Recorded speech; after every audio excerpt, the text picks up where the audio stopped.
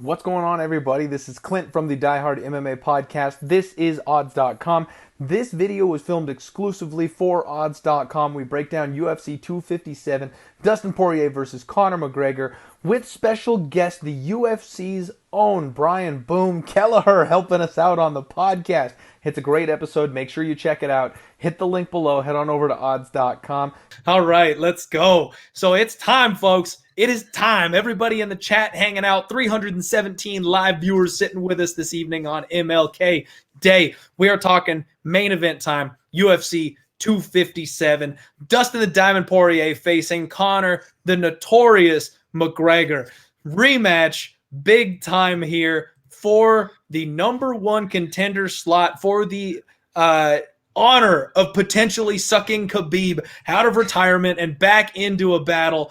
Both these guys have history with the champion. Both of them lost their titles to the champion. The Diamond has 26 wins and 6 losses. McGregor 22 wins and 4 losses. McGregor 32, Dustin 31. Lots and lots of things that are very evenly matched here in this fight. Brian, you are our resident MMA fighter. I want to hear your expertise. I want to hear what you've got to say about these two men and what they're capable of. So since that first fight, at 45, which I think is a factor in itself, Poirier, cut a lot of weight down to 45, definitely has a better chin at 55. We've seen him in so many wars. That could be a bad thing, though. He's taken a lot of headshots, the fight against Hooker, Gaethje, all those fights, he's taken a lot of shots. One thing I could say is that when Conor touches you, it's just different than other guys, it seems. He has that accuracy. He knows where to hit. His left hand is just unstoppable. And I think he has a good confidence going into this fight. He seems rejuvenated. It seemed like he was in a bad place for a while, going into that Khabib fight. His mentality, he seemed like he was drinking a lot. He was kind of getting wild. And now he seems like a dialed-in, focused Conor again. And I think that's scary. He looks in amazing shape. I've seen training videos, seen pictures. It just looks like a different Conor right now. And for me, that kind of takes the cake. I feel like to deal with the knockout in the first place, that's in the back of Poirier's mind. I know he's matured a lot, but thinking about that, like, oh, this is that guy that did that to me way back. It's going to be there. It's hard to kind of tune that out. I do think we're going to see a little bit of a longer fight, but not much longer. I think it still could get done in the first round. I think Conor has said that. And when he says things, there's a lot of conviction. I'm going to finish Poirier in 60 seconds. Like, when he says that, you don't kind of take that with a grain of salt. You're like, man, this guy feels something. Like, this guy knows something. And when he says that, I'm like, I could see it happening. And with his accuracy, how good a shape he looks, I know Poirier's improved and he's looked better and better as he's gone on in his career, but I just see Conor doing it again, man. I see him landing that left hand again.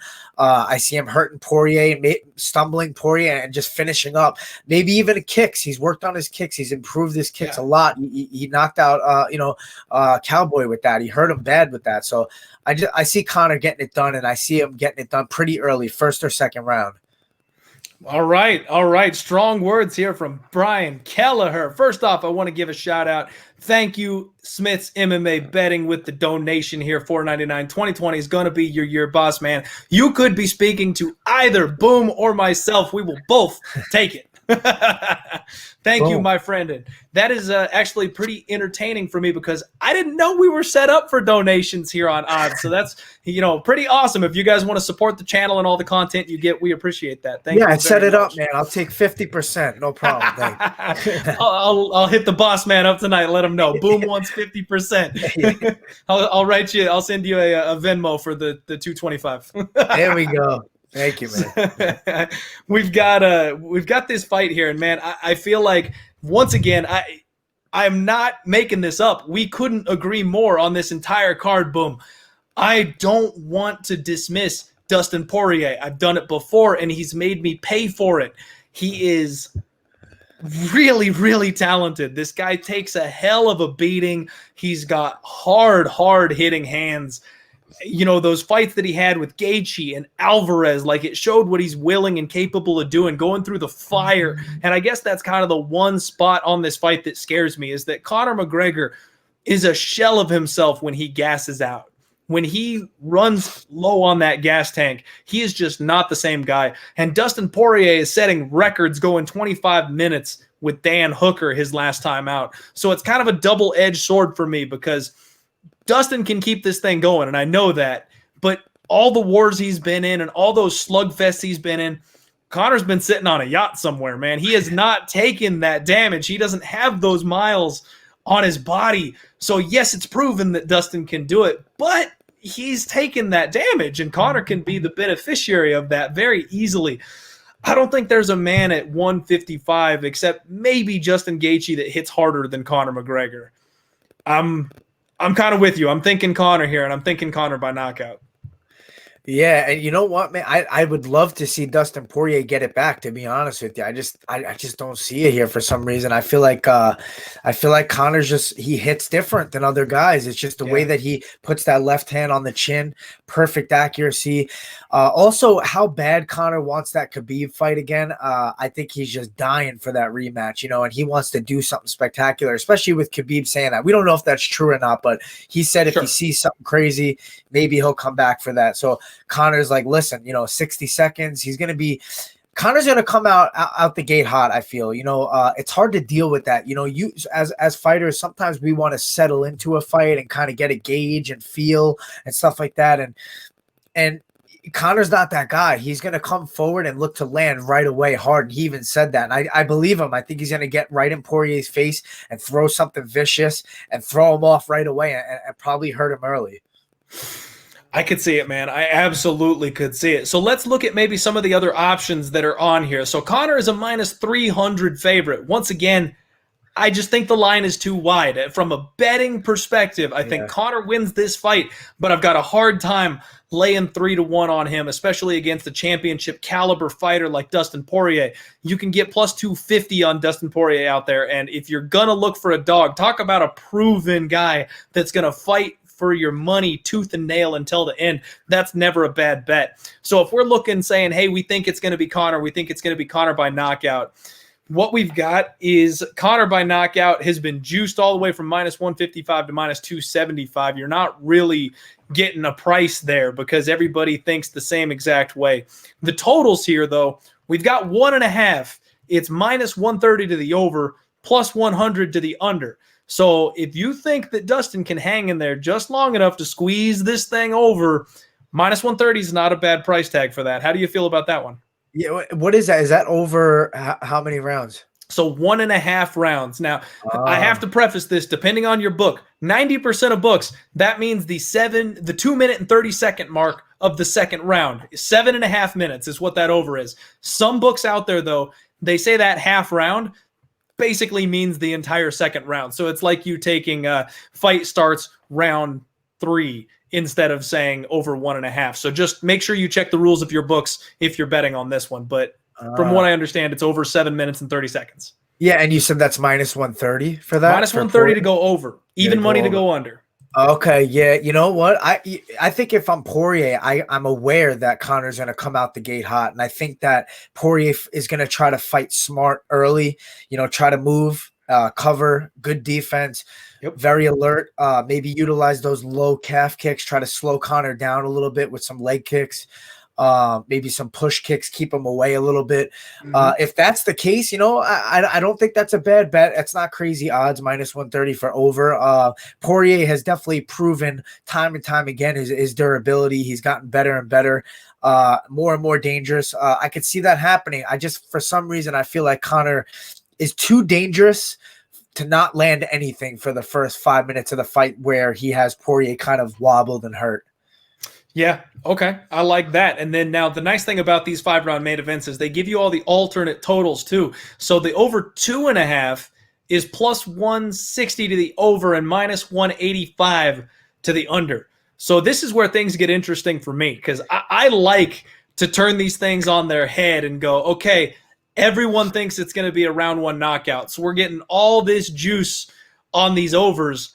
I would be tempted to play the over 1.5 and the over 2.5 and go, you know what? I'm laying the minus 130 and then we're free rolling the second one. If he squeezes over that over 2.5, you cash both tickets and you've got a nice night sitting in your lap instead of just getting that one win, or you break even if you just get somewhere in the middle on those two. How do you feel about the over 2.5? Yeah, I mean, that's not a smart I mean, that's not a bad idea right there. I like that. I haven't really done stuff like that, but yeah, that's what I'm saying. That's why you're the professional, man. Brian, I got to tell you, the fans would have loved it if you had said that would not have been a smart idea. If you're just like straight up stone faced, that would not be a smart idea. I'm like, I don't like it, Clint. I don't like it. The chat would have lost their shit. That would have been hilarious. I know. As I was saying, I'm like, wait, I'm saying it wrong. I do agree, but yeah, no, I think that's cool, man. Because like now you kind of set yourself up for maybe hitting both.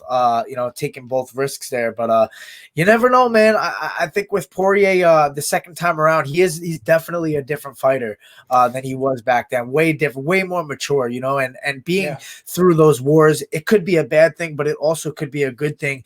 That's a lot of experience in there, and activity and stuff like that. He's been in the cage a lot more than Conor lately. That activity makes a big difference. Yeah, those are things that can go both ways. It could be damaging, or it can be a momentum thing where he has a lot of confidence and he's prepared both physically and mentally. So I'm not opposed to taking those two right there and just kind of seeing what happens and seeing if maybe Poirier can hang in there and start off really smart and keeping Conor at bay. And then as the fight goes on, maybe landing some damage of his own. And like we've seen, Conor fade. So you never know. Yeah, man. I think, honestly, I think I'm going to be playing the totals. I think I'm going to be playing the overs on this one. Looking at Dustin's last 5 or so fights, you got the round 2 knockout against Eddie Alvarez. Okay, like that's honestly the outlier here. He got into the 3rd round with Khabib, and that, the wrestling sealed the deal there, not the striking. So then against Justin Gaethje, they made it all the way to the 4th round against Max Holloway. That went the full distance, 25 minutes. Against Dan Hooker, that went the full 25-minute distance. And even Conor, in his last 4 fights, he made it to the 4th round with Khabib. He went all 5 with Nate Diaz. Now, I know those are older because he's been so inactive, but when you're talking, first round finishes, yeah, he knocked out old man Cerrone in 40 minutes, but I feel like that's the outlier. The other fights have all been taking a little bit longer. I think I've got an opportunity here to go against the public perception and try and squeeze a couple of these overs out. Maybe do what I like to do is a bigger bet on the one you're more confident on and then scale it down as you go. So do like a full bet on the over 1.5, then like a half bet on the over 2.5, and then like a quarter bet on the over 3.5, and just try to like squeeze it all the way out. And you're just watching the clock, sweating it out, chewing the nails. It makes that it at least evens out at worst, right? Exactly. It ends up being a very, very stressful, but very entertaining at the same time, especially when you got power punchers in the cage. Oh yeah, man, it's wild. Yeah, especially fighting is so unpredictable. You know what I mean? Like anything happens in this game, but there's a lot of numbers involved, and there's a lot of different styles and things to predict. So it gets tricky for sure. It's crazy, man. It's a fun sport. It's our absolute favorite.